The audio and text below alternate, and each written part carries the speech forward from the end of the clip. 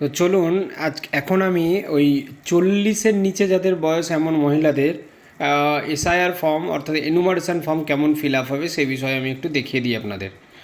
মনে করুন একজন সুমনা চালক, যার নাম এই জায়গাটায় দেখতে পাচ্ছেন, যদিও এই জায়গাটা প্রি প্রিন্টেড থাকবে, আমার মতো এরকম হাতে লেখা টেখা থাকবে না।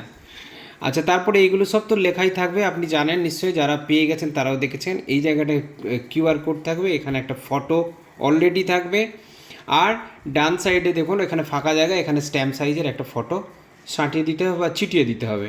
এই গেল প্রথমটা। এরপরে প্রথমেই আসছে দেখুন জন্ম তারিখ, হ্যাঁ, জন্ম তারিখ, তারিখ, মাস, বছর এই হিসেবে দিতে হবে। তো মনে করুন এনার জন্ম সাল হচ্ছে 10/10/2001, এখানে অবলিক দিয়ে করতে হবে, এভাবেই লিখবেন। আমি আগে ভিডিওতেও বলেছিলাম, যদি এখানে কারো ক্রস চিহ্ন থাকে এপিক নাম্বার, এপিক কার্ডে, তাহলে ভোটার কার্ডে, সেক্ষেত্রে আপনি চেষ্টা করবেন অন্য জায়গাতে এই একই সাল ভোটার কার্ডে যা আছে, আর প্যান কার্ডেও যদি একই সালের থাকে, তাহলে তারিখ আর মাসটা যদি ওখান থেকে পেয়ে যান দিয়ে দিতে পারেন। আর যদি দেখেন যে এই 2001 সাল এখানে আছে ভোটার কার্ডে, আর প্যান কার্ডে অনেকটা ডিফারেন্স আছে বা আধার কার্ডে অনেক দূরে অন্য বয়স আছে, সেগুলো দেবেন না, তাহলে সেক্ষেত্রে শুধু 2001 দিয়ে বেরিয়ে যাবেন। এরপরে এই যে আমরা সুমনা চালকের ফর্ম ফিল আপ করছি, তার আধার কার্ড আপনি দিচ্ছেন, নিশ্চয়ই এভাবেই লিখবেন। এরপরে তার ফোন নাম্বার এই জায়গাটাতে এইভাবেই লিখবেন। তার পিতা অর্থাৎ সুমনা চালকের পিতার নাম এরকম দেখুন, অভিভাবকটা লাগবে না, এই ক্ষেত্রে আমরা কেটে দিলাম। বিমান চালক আমরা লিখে ফেললাম। এখন অভিভাবক কাদের হবে? যাদের বাবা মা দুজনেই কেউ নেই, সেক্ষেত্রে অভিভাবক ব্যাপারটা আছে। এক্ষেত্রে এনার পিতা আছেন, তাই এখানে পিতার নামই হবে। তো বিমান চালক আমি লিখলাম, এবং তার এপিক নাম্বারের ব্যাপারটা রয়েছে, এপিক নাম্বার আমি দিয়ে দিলাম। এরপরে এক্ষেত্রে যদি দেখা যায় যে এই বিমান চালক অনেক দিন আগে মারা গেছেন, হতেই পারেন মেয়েটির বাবা অনেক দিন আগে মারা গেছেন, সেক্ষেত্রে তার নামটাই শুধু লিখতে পারবে, সেক্ষেত্রে তার এই এপিক নাম্বার আর নেই বা পাবেন না উনি, তো সেক্ষেত্রে লিখতে হবে না, ফাঁকাই থাকবে। তারপরে চলে আসি ওনার মায়ের নাম। মায়ের নাম মনে করুন ছবি চালক।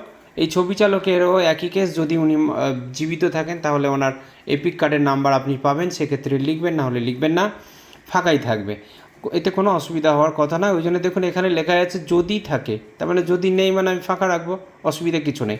এবার আমি এই যে সুমনা চালকের ফর্ম ফিল আপ করছি, এক্ষেত্রে দেখুন নিশ্চয়ই উনি একজন মহিলা, ফলে ওনার স্বামী বিবাহিত, যেহেতু স্বামীর নাম আছে যদি থাকে।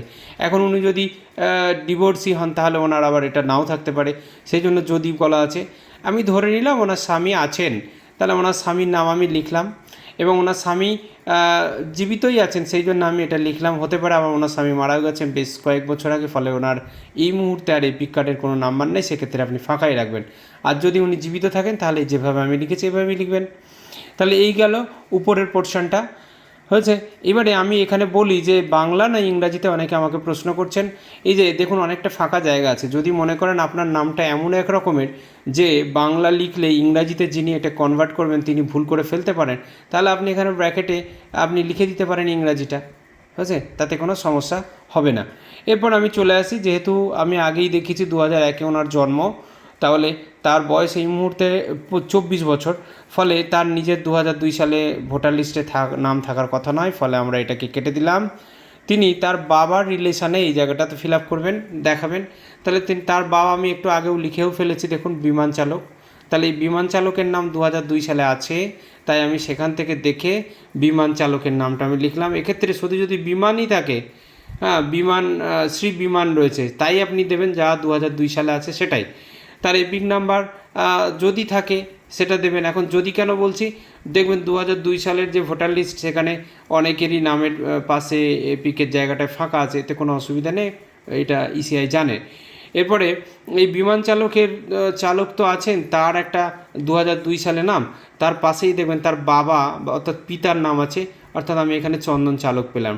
অর্থাৎ এই চন্দন চালক হলেন, যার আমি ফর্ম ফিল আপ করছি সুমনা চালক, তার দাদু হচ্ছেন তাহলে সম্পর্কে। এখন এখানে আমাকে দেখাতে হবে যে বিমান চালক, তার সঙ্গে এই সুমনা চালক যার ফর্ম ফিল আপ হচ্ছে, তাহলে বিমান চালকটা কে? বিমান চালকটা হলেন সুমনা চালকের পিতা, তাই আমি এখানে সম্পর্কে পিতা বসালাম। এবার জেলা হচ্ছে হুগলি, এটা যার ডিস্ট্রিক্টে যার হবে সেটা লিখবেন। রাজ্যের নাম পশ্চিমবঙ্গ।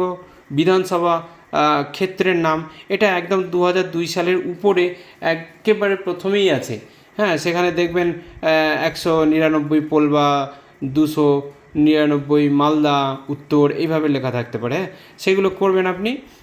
আর নিচে দেখুন বিধানসভা ক্ষেত্রের নাম্বার আছে, সেটা লিখবেন। বিধানসভার পার্ট নাম্বার, যেটাকে ইংরাজিতে পার্ট, বাংলায় অংশ নাম্বার, সেটা আমি দিয়ে দিলাম, ওটাও রাইট সাইডে মানে ডান দিকে আছে।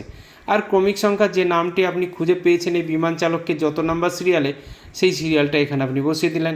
এখন এই সার্বিকভাবে টোটালটা করতে গেলে আপনাকে কী কী ডকুমেন্টস দিতে হবে এই মহিলার ক্ষেত্রে?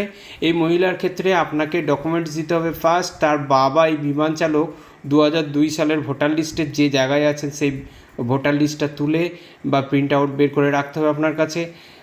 এটা বিএলও সাহেব চেকিং করবেন এটা দেখেই। আচ্ছা, সেই ওটা তো একটা লাগলো, তাহলে 2002-এর ভোটার লিস্টের একটা কপি, শুধু যে পাতায় আছে সেই পাতাটা।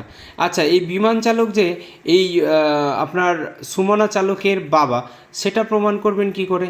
একটা সার্টিফিকেট লাগবে, যেটা হচ্ছে আপনার জন্ম সার্টিফিকেট, যেখানে বিমান চালক এবং ওই মেয়েটির নাম রয়েছে সুমনা চালক, সেই রকম একটা। তার মানে এটা হতে হবে আপনাকে বোর্ডের কোনো সার্টিফিকেট, মাধ্যমিক, উচ্চ মাধ্যমিক, গ্র্যাজুয়েশন, এইসবের সার্টিফিকেট হতে হবে।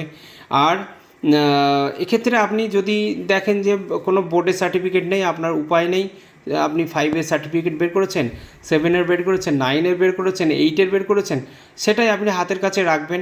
হ্যাঁ, সেটা প্রয়োজনে আপনাকে যদি হিয়ারিংয়ে ডাকে সেক্ষেত্রে আপনি ওটাই দেখাবেন, বা আর অন্যান্য কোনো ডকুমেন্টস থাকলে সেটা আপনি দেখাতে পারেন।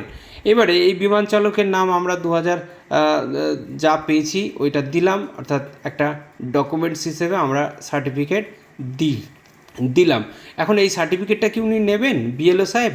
নাও নিতে পারেন, আপনি না দিলে না নেবেন, এতে কোনো অসুবিধা নেই ওনার। আপনাকে যদি কোনো সময় ইআরও সাহেবরা ভেরিফিকেশানে ডাকেন, সেক্ষেত্রে আপনি ওখানে দেখাবেন, এখানে উনি জাস্ট দেখে ভেরিফাই করে নিয়ে সই করবেন, এটাই বলা আছে। তাহলে দুটো মাত্র ডকুমেন্টস লাগছে, দুটো ফটো, এই একটা, এরকম সেম আর একটা কপি সবাইকে দেওয়া হবে।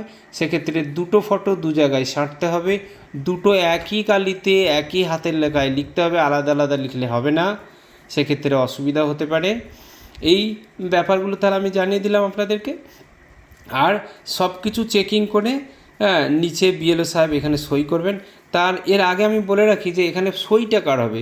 এখানে সইটা অবশ্যই যিনি এই যে আমরা সুমনা চালক তারই হওয়ার কথা, অথবা এখানে বলেছে তার আত্মীয় কেউ যদি থাকেন তার হবে। এখানে স্বামী, তারপরে তার মা, বাবা, তার আত্মীয় বাড়ির যে কেউ এই জায়গাটাতে সই করে তিনি জমা করতে পারেন তার সম্মতিক্রমে। আর তিনি নিজে করলে তো অবশ্যই তার। ওকে, থ্যাংক ইউ, ভালো থাকবেন সবাই। আমি 40-এর নিচে যাদের বয়স এমন মহিলারা অনেকে বলছিলেন এদের ফর্ম ফিল আপ কী হবে, সেটা আমি অবশ্যই আপনাদের জানাতে পারলাম। ওকে, ভালো থাকবেন, থ্যাংক ইউ।